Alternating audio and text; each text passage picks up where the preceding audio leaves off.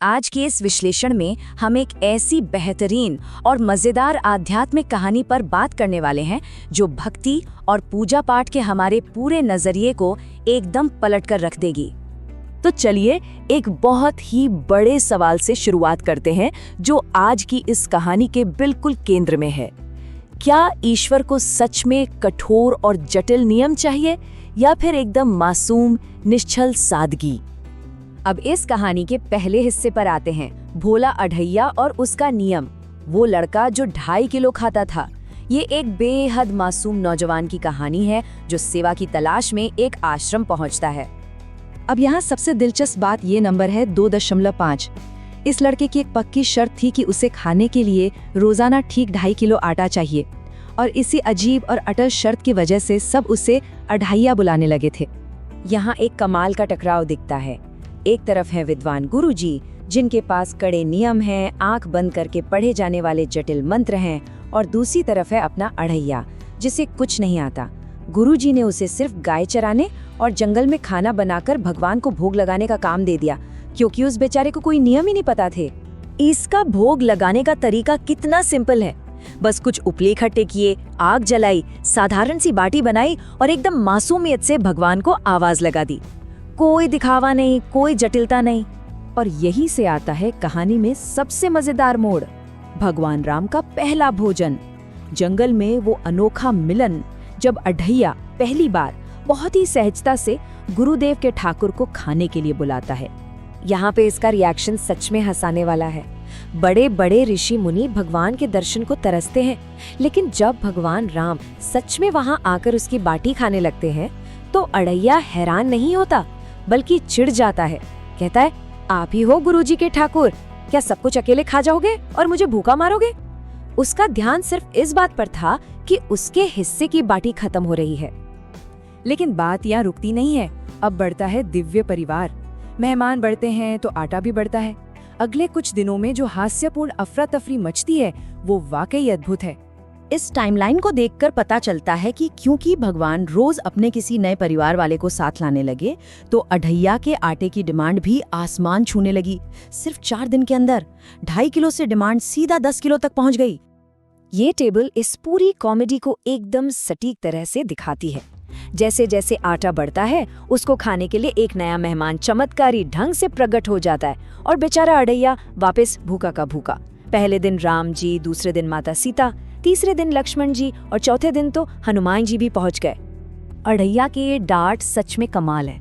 वो मासूमियत से भगवान से कहता है, भाई पहले क्यों नहीं बताया कि आपकी पत्नी और भाई भी हैं? एक काम करो, गुरुजी को अपने पूरे परिवार की लिस्ट दे दो ताकि उसको बता तो हो कि रोज कितना आटा लाना है। उसको जरा भी अंदाजा नहीं था कि वो बात किससे कर रहा है। तो ये है उन मेहमानों की पूरी लिस्ट जो आखिर में वहाँ भांटी खाने जमा हो गए। भगवान राम, उनकी अर्धांगिनी माता सीता, भाई लक्ष्मण, सेवक हनुमान और बाद में भरत और शत्रुघ्न भी। ये देखकर अढ़ैया समझ गया कि इन सबका पेट अकेले भरना उसके बस की बात नहीं है। और अब आता है सबसे जबरदस्त टर्निंग पॉइंट, वो दिन जब भगवान ने खुद खाना बनाया। अढ़ैया पूरी तरह परेशान हो चुका था तो उसने गुरुजी से सीधा 20 किलो आटे की बोरी मांग ली। आज उसने अपनी पूरी स्ट्रेटेजी ही बदल दी थी। उसने जंगल में सारा कच्चा सामान लाकर रख दिया और भगवान से सीधा बोला, भाई देखो, आपकी पत्नी है, सेवक हैं, तो आज आप लोग खाना बनाओगे और मैं बैठकर खाऊंगा। और हैरानी की बात यह है कि भगवान उसकी इस शुद्ध मासूमियत से पूरी तरह बंध चुके थे, इसलिए सृष्टि को चलाने वाले सच में उसके रसोइये बन गए। हनुमान जी लकड़ी ला रहे हैं, लक्ष्मण जी चूल्हा जला रहे हैं और खुद माता सीता खाना पका रही हैं। उधर अढ़ैया दौड़कर आश्रम जाता है ताकि गुरुजी को ये सब दिखा सके, और यहाँ से शुरू होता है गुरु का दिव्य दर्शन, अनदेखे को देखना। यहाँ हम देख सकते हैं कि विद्वान गुरुजी को कितना बड़ा झटका लगा होगा। पहले तो उन्हें लगा कि अढ़ैया पागल हो गया है, पर जब वो सच में जंगल पहुंचे तो वो आश्चर्यचकित रह गए। उन्होंने देखा कि पूरा दिव्य परिवार सच में वहाँ मौजूद है और एक साधारण से लड़के के लिए खाना पका रहा है। ये घटना हमें इस कहानी के सबसे गहरे और दार्शनिक हिस्से तक ले जाती है, सच्ची भक्ति का रहस्य, बुद्धि से ऊपर मासूमियत। इस बात पर गौर करना काफी दिलचस्प होगा कि भगवान राम गुरुजी को समझाते हैं कि आखिर क्यों पूरा परिवार एक अनपढ़ लड़के की सेवा कर रहा है।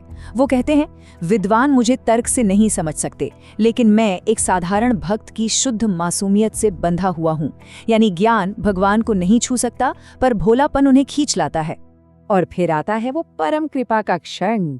माता सीता बड़े ही प्यार से अपने हाथों से अढ़ैया को खाना खिलाती हैं, जिससे एक ही पल में उसके सारे सांसारिक भ्रम टूट जाते हैं और उसे सच्चे ईश्वर का साक्षात्कार होता है। सारे जटिल अनुष्ठान इस एक पल के सामने फीके पड़ जाते हैं। तो इस पूरे विश्लेषण से हमें जो सबसे जरूरी बात समझनी चाहिए वो ये है कि भक्ति में पूरी तरह से सरल, प्राकृतिक और सहज होना अत्यंत आवश्यक है। कोई दिखावा नहीं, बस सहज होना ही परम सत्य तक पहुंचने का असली मार्ग है। आज इस चर्चा को हम एक आखिरी सवाल के साथ यहीं रोकते हैं।